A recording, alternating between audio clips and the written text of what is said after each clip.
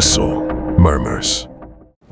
Today, we will delve into 6 terrifying and captivating real-life stories about camping and personal experiences shared by those who encountered them. Let's all tune in and listen. Story 1 by Brandon Robert. A friend and I decided to take our first backpacking trip together. It was late June, along the PCT in the North Cascades. The trail still had snow once you hiked above a couple thousand feet. After 3 days of novice snow navigation, we thought we could drive farther south to White Pass and ditch the snow. It hailed and poured half the drive down, so it was a lucky decision and great timing. We parked the car and chatted with a random hiker that kept asking about our car and our gear. We wanted to know everything about us, and he accidentally overheard me saying he was crazy. He glared at us as we drove away, when we finally started up trail after he left. The weather had lightened up, but it was already around 4 or 5 p.m. The trail was covered in horse manure until about 1.5 hours into hiking, when we started getting to large patches of snow. We started post-holing, our feet dropping 6-10 inches deep into snow, depending on the step. We finally reached where the horse tracks and footprints stopped. Buff had to keep going to find camp. The sun started to set. We began bickering about whether we turn back or keep moving forward. There was no good place to sleep in either direction. We pushed forward and are met with a small clearing where we could set our tents up in the snow. As we finally settle down and get the tent set up, we notice bear tracks through the snow. We start looking at the trees and notice bark is torn off everywhere and they're covered in claw marks. We found bear droppings and different size tracks near our tents. We freak out realizing we need to hang our food really good and have little time. There is no time to move camping spots. Panicking, we get our food hung, but his has too much weight and the branch keeps bending. The trees are mostly bare and have few sturdy branches. We try until there is almost no time left. In the near dark, he begins throwing large branches around next to a tree to try and cover his food. Something we both knew a bear could get to easily. We hustled to our individual tents and tried texting our coordinates to family, but had no luck. Neither of us had service. We held our knives closely that night. At about 3, I hear a loud scream, and my friend's tent rolling around in an utter panic. I open my tent flap, shine my headlamp, and there was no bear. His tent fell down in the snow. We laughed harder than ever and slept great the rest of the night. Story 2 by Jason Abuso. I was a young Boy Scout at one of my first summer camps. Every night we ate dinner in the lodge mess hall. On one of the nights, the staff wouldn't let us leave because it was thunderstorming really bad outside. We sat and had to occupy ourselves for almost 3 hours before we could leave. Finally, they said it was safe to leave because the staff had not seen any lightning for over 30 minutes.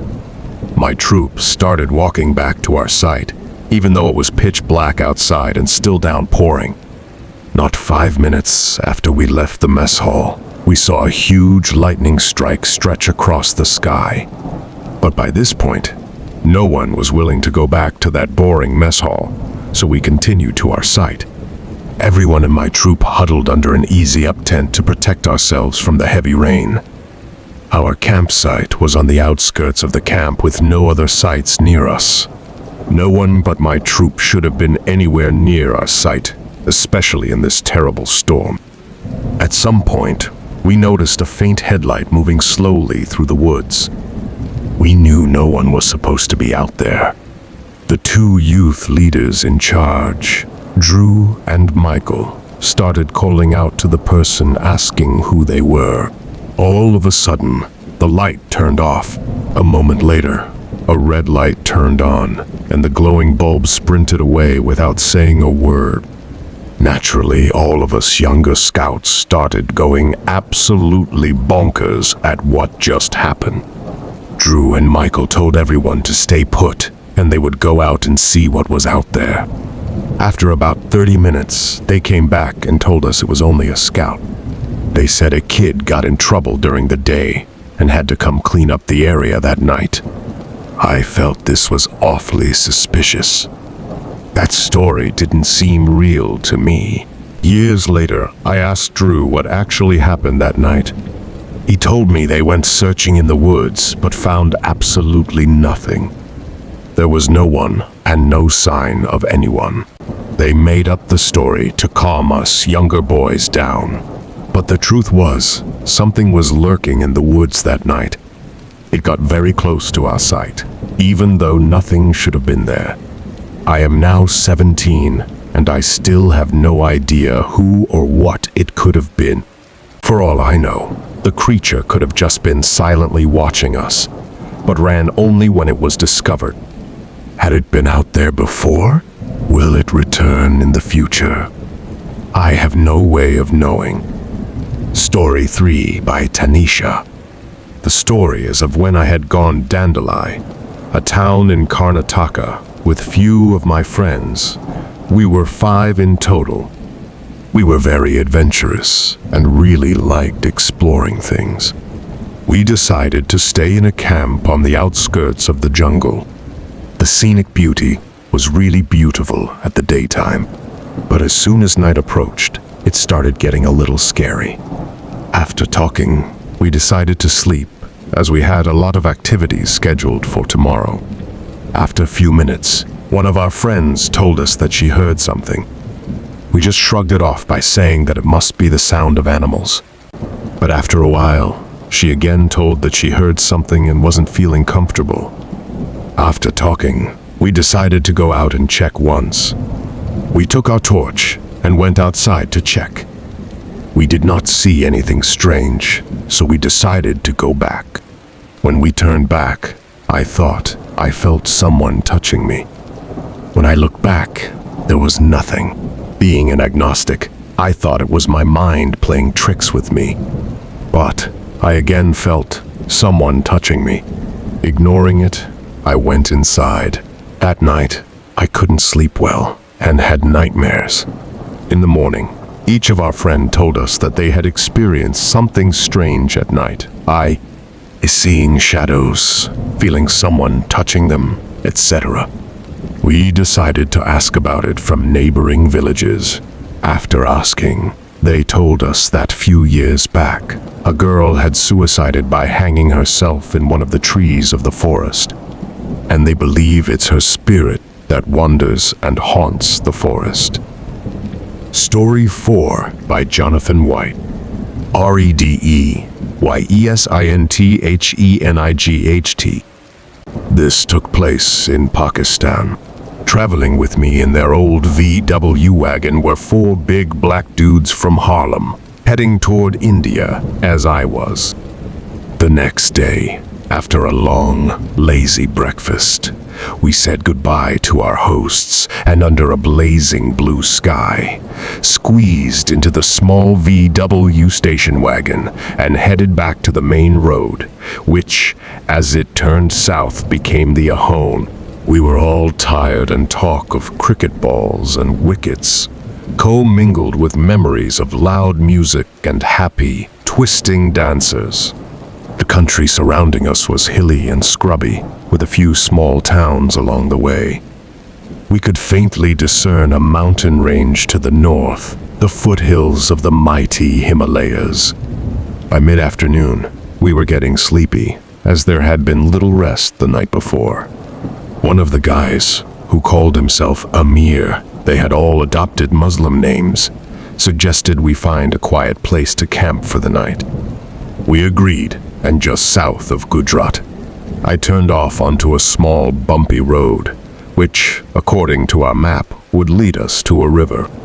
Half an hour later, after a slow, careful drive, the Chenab River came into view, a wide, brown, muddy waterway that started in the Himalayas and ended in the plains of the Punjab. The road became a track and then fizzled out next to the river. I followed what was basically a footpath another half a mile. Tall grass brushing both sides of the car. It was like driving through a wheat field.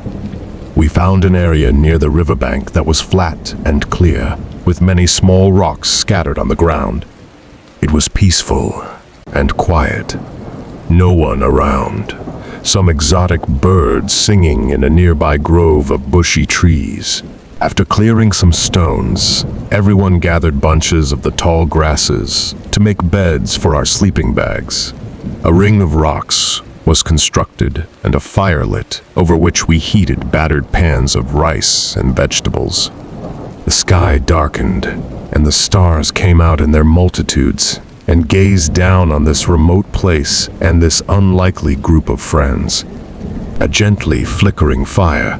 4 black guys from Harlem and a lone white hippie, miles from anywhere, sitting around the flames, philosophizing and imagining a wonderful world out there, a world of hope and peace.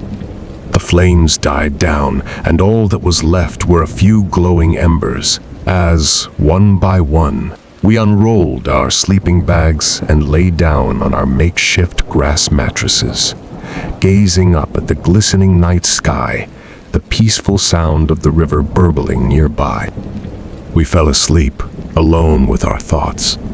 I woke a few hours later to take a pee and wandered sleepily down to the river, 100 yards away. All was quiet, nothing moved, and the darkness was only broken by the dim glow of the few embers. As I started to make my way back, I heard a noise off to my left. I stopped, and so did the sound. I turned my head slowly, my body rigid and 50 feet away. Just level with the top of the 3 feet high grass were 2 red eyes, unblinking, unwavering, staring straight at me. I stared right back, not moving, certain muscles in my body tightening. There was a low snarl, then the eyes disappeared, along with a soft rustling in the grass. I could faintly see the top of the grass moving as whatever it was backed off a few yards. I slowly moved forward, and as I looked ahead, there was a soft whisper to my right, and again, 2 eyes looked menacingly at me. I was scared, very, very scared. In fact, bloody scared. I stopped moving and stared intently back at the eyes to my right. Suddenly, there was a movement. Stealthy, menacing, and 2 more eyes appeared next to the animal already watching me. I didn't know if it was the first one, which had moved to my right, or a different animal. In fact, I didn't know how many were out there and whether I was surrounded.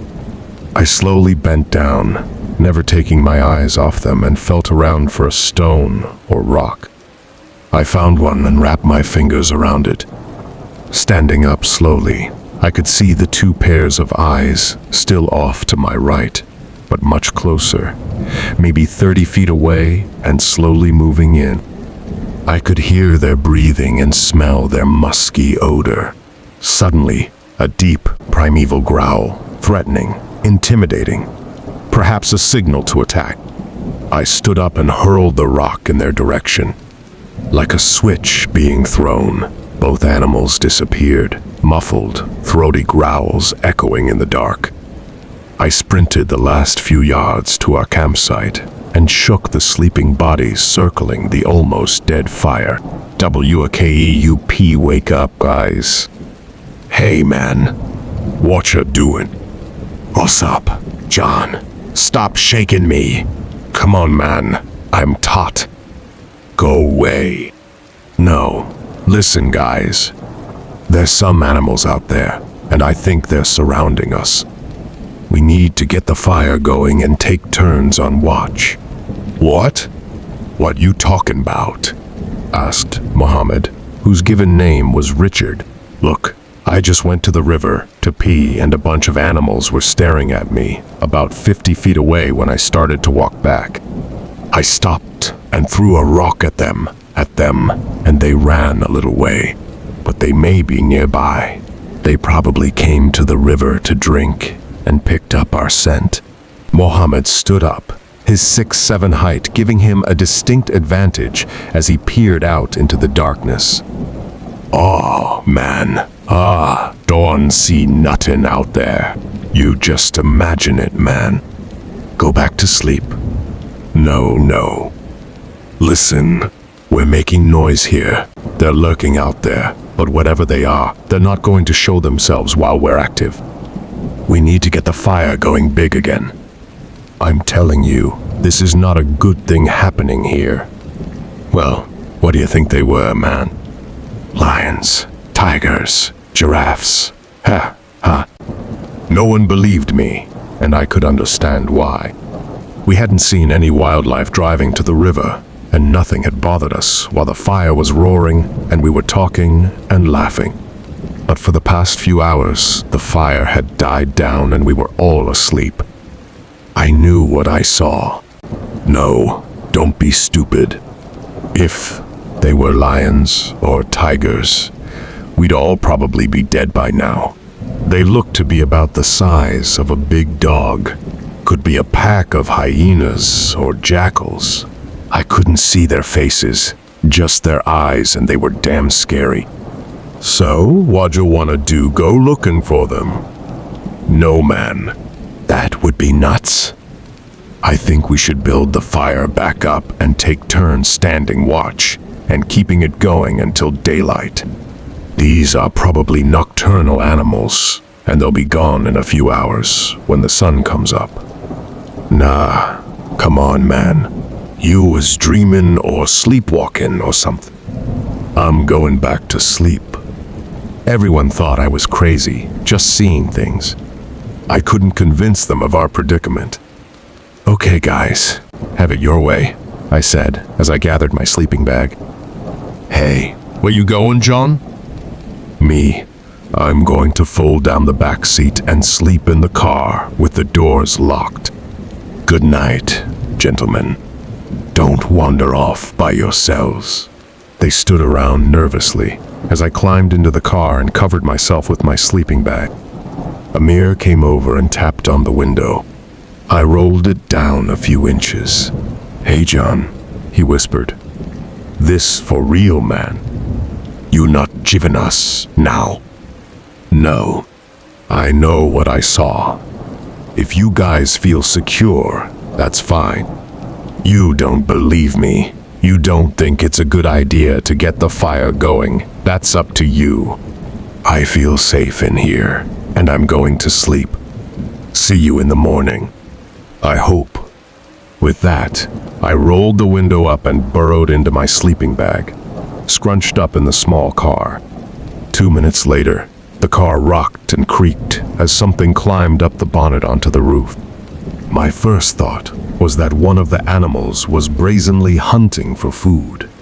But as I heard muffled cursing from above my head, I realized it was Amir, looking for a safe place to sleep.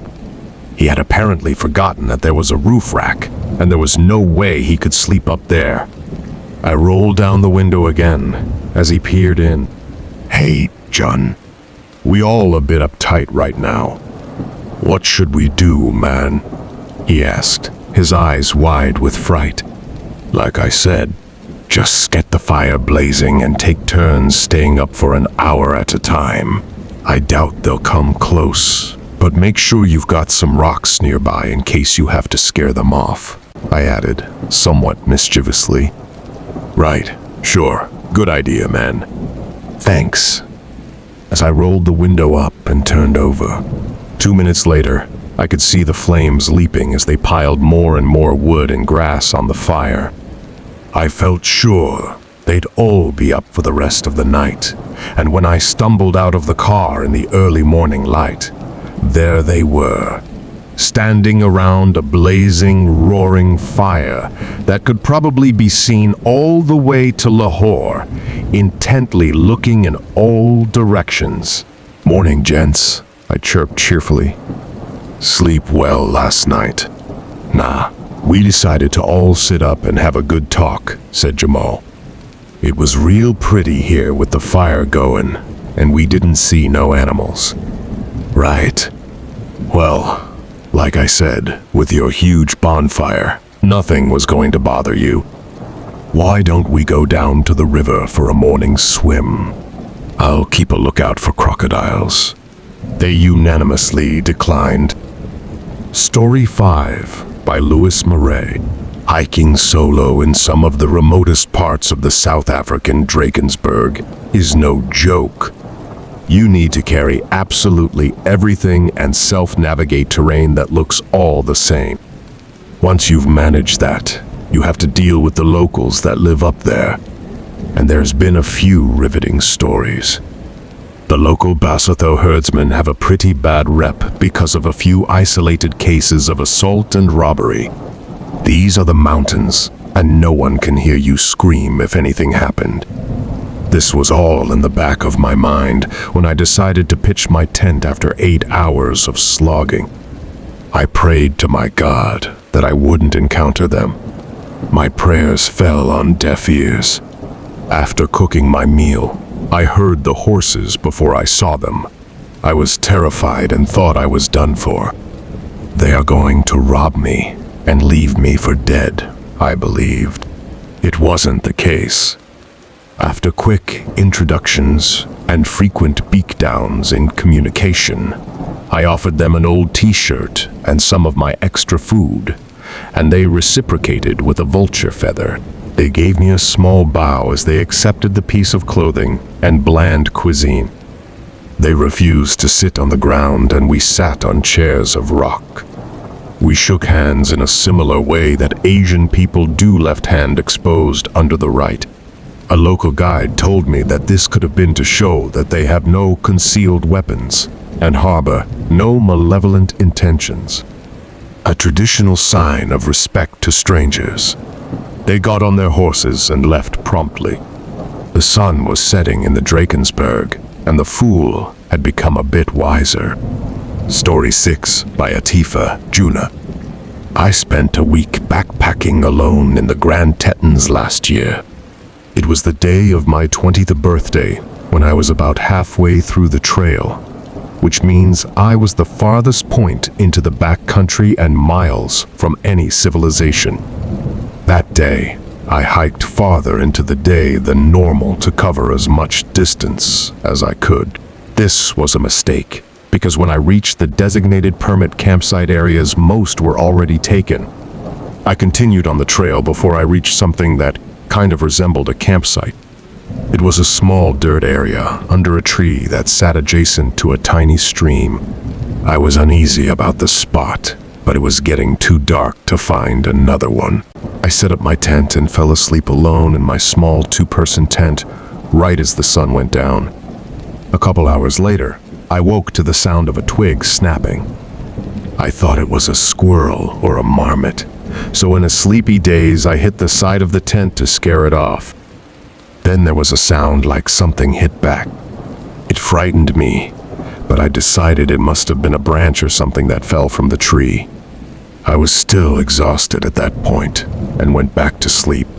Not long after, I was woken by more twigs breaking, but this time they were noticeably steps, and LOUD ones at that. I knew I was in bear country, but it was pitch black and I had the rain cover on and couldn't see anything. I hoped it was a deer and that it would wander off, and the sounds did stop. For a while. About 30 minutes later, the same cracking sounds of twigs on the ground were moving the other direction. That's when it stopped, and SNIFFED, my tent. It had thunderous breaths, and there was no doubt in my mind now that it was a bear. I had nowhere to run, and all I had to defend myself with was a pocket knife and a can of bear spray, so I stayed up the rest of the night, wide awake, with both in my hands, ready to defend myself. It stayed around my tent for 5 terrifying hours, infrequently walking, sniffing, and, at one point, scratching at my tent. It wasn't until the sun came up and the sounds stopped that I had the courage to bolt out of my tent and as far away as I could get. When I looked back, there was no sign of a bear. But when I finally returned to my campsite, there were massive paw prints in the dirt surround it. It was the most terrifying night of my life. This brings our stories to an end. Thank you all for your continued support of the channel. I hope you can subscribe to help motivate us to create more videos. Don't forget to leave a like if you enjoyed the content. Sincere thanks to all of you.